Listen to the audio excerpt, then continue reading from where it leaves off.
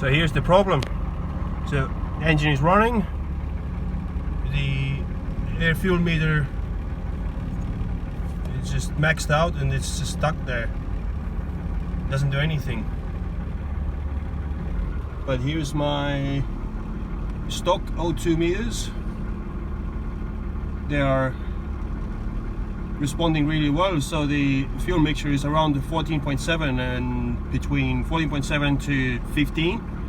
I know that works, and I verified this with other methods as well. I created some lean conditions, and these stock O2 sensors respond really well, no problems there.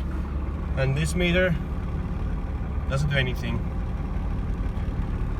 I also wired up analog outputs, and it's stuck at 4.1 volts, which equates at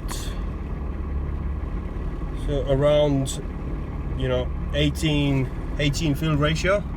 This can't be true.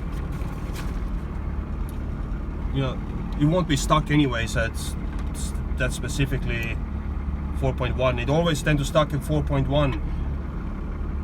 Car is running well. It's not running at 18:1 air fuel ratio. Still stuck.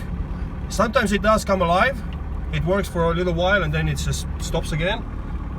So let's see if we can get it to respond again. Add some throttle. Yep, it did something. It's running well. Stuck at 4.1.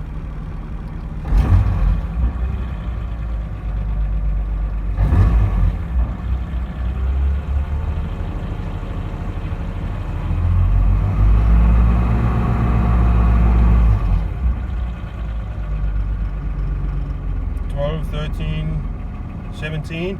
Yep, now something changed. 3.7, 3.6. Now it's running. Now it's working. Yep. And boom. Stopped again.